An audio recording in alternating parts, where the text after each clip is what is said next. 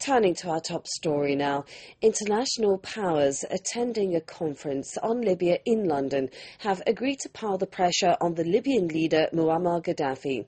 Some even hinted at secretly mapping out an exile plan for Gaddafi. It comes as the US President Barack Obama discussed the possibility of arming Libyan rebels. World News has the latest. More than 40 foreign ministers and representatives from key regional countries on Tuesday attended a conference on Libya to discuss the next steps to resolve the crisis. Participants agreed that Colonel Gaddafi, who has ruled Libya for almost 42 years, has lost legitimacy.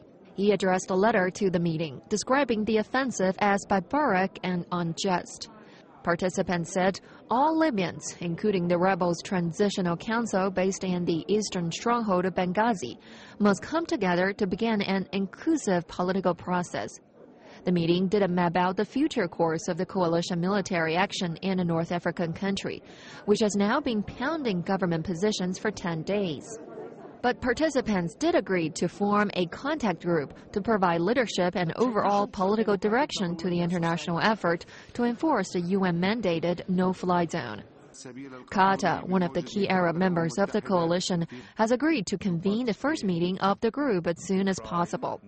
The meeting came as NATO prepares to assume full command of the operation from the U.S., which along with France and Britain has been leading the military strikes. However, with the U.S. still providing most of the firepower for the mission, President Barack Obama has upped the ante, saying in a television interview that he won't rule out providing arms to the rebels. While that would contravene an existing UN arms embargo, the U.S. Secretary of State Hillary Clinton had said the resolution authorizing the no-fly zone and the protection of civilians overrides that. Outside the meeting, demonstrators were making their voices clear. We hope that meeting will go all right, because we ask for to recognize the Libyan government, and hopefully the day will have solution, and then Libya will be free from Gaddafi and what he's been doing to our people.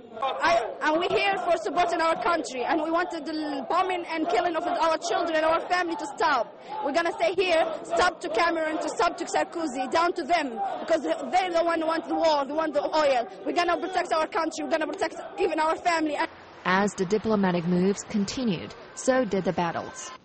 The capital Tripoli was hit by airstrikes for an 11th night as rebel fighters continue their push westward.